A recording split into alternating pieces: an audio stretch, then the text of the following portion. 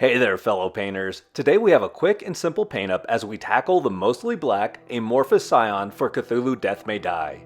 It isn't always easy finding something interesting to present to the viewer when painting these tiny miniatures, but in this case, the Amorphous Scion's gaping maw made the choice incredibly obvious. So after whipping up a fairly basic initial paint scheme, I choose the only reasonable finishing touch and add a little luminescent drool to the vile creature's teeth and gums. Welcome to Trehane Miniatures. You've probably seen this before. I'm preparing the model by adding a light spray of ink blue spray paint to one side of the miniature over the matte black primer. I demonstrate this on a test model here. I apply this blue backlight effect because it began as a moody theme for all of the miniatures in this game. I feel like I need to keep it going for continuity's sake, but your mileage with this may vary. It's easily skipped over if you prefer to paint both halves of the model with identical colors. Even though there is very little actual black used in the character art for this guy, to me it looks like the Amorphous Scion is a shiny black creature with most of the shiny highlights used to draw attention to the mouth. I want to maintain a look that is close to the game art, so I'm beginning with a very dark Payne's Gray, which will cover about 50% of the black primer on the right side of the miniature. I avoid placing the Payne's Gray in any of the recesses, which I want to remain completely black. The entire right side of the miniature will still look pretty close to black once this dries, but this is a good thing because we're going to come in with some smaller, brighter gray highlights in the following steps. Iron Wolf by the Army Painter is the next highlight for this creature. I'm treating every color that I add to this piece as a highlight over the black base color. This dark blue-gray color is added conservatively to the raised bulbous tentacles that make up the Scion's entire body. I imagine the light source is coming from the model's upper right, so only the parts of the tentacles that is facing that direction receive this touch of gray. Wolf Gray by the Army Painter is the next logical step in this highlighting progression. Now, however, I am just focusing these highlights on the individual undulations in the tentacles.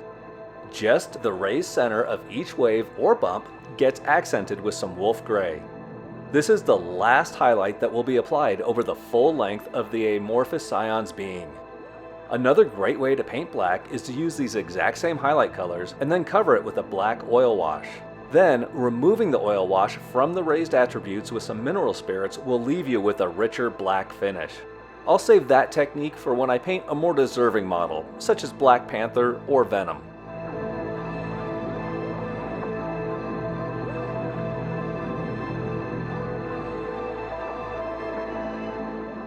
The final highlight for the body is made with Glacier Blue.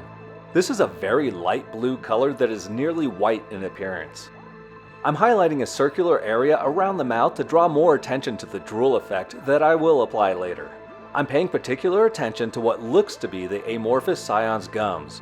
In addition to fully encircling the mouth with highlights, I will also highlight the little bumps on the uppermost tentacle only.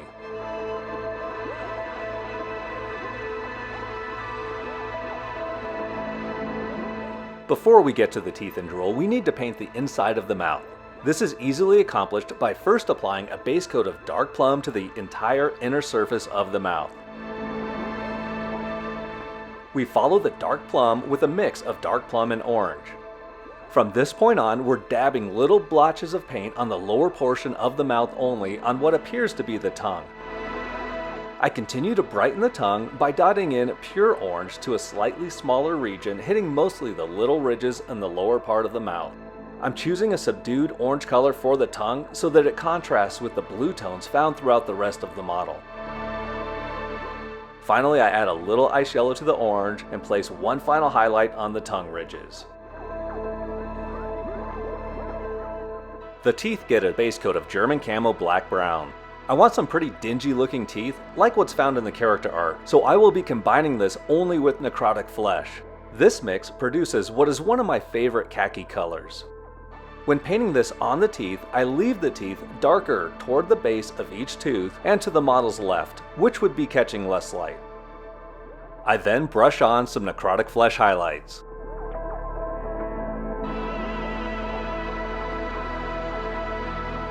In order to decrease the separation between layers, I come in with a little Agrax Earth Shade to tie everything together. Finally, I come back to the necrotic flesh one last time to dot in some final highlights. You would think that what comes next is the drool, but this is a rather fragile effect, so I'm going to tie up the rest of the paint scheme by quickly finishing up the OSL effect on the back of the model before proceeding with the drool. Using electric blue by Vallejo, I simply brush the paint along the underside of each tentacle. This is not the focal point of the piece, so it should be accomplished pretty darn quickly. Don't forget to highlight the inside of the tentacles on the model's right side as well. And now for the fun part. I'm using Uhu glue and fluorescent green acrylic ink to create the drool effect. I begin with a good amount of Uhu glue because I can't get it to stop coming out of the tube. But seriously, you want more Uhu glue than you think you'll need, because when we add just a single drop of acrylic ink, it will have an intense impact on the look of the glue. Having more glue will dilute this effect and make it look more like translucent drool.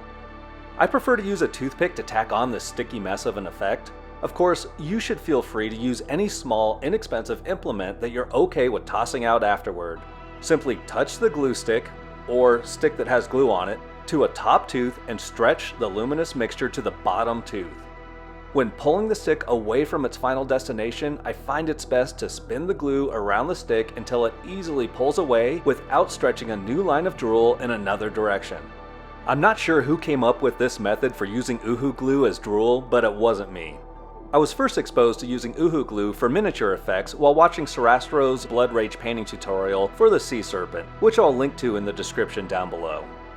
Once we have enough drool stretched about the mouth, and maybe even some outside the mouth, we can call this paint job done. Thank you so much for watching this tutorial on painting the Amorphous Scion for Cthulhu Death May Die.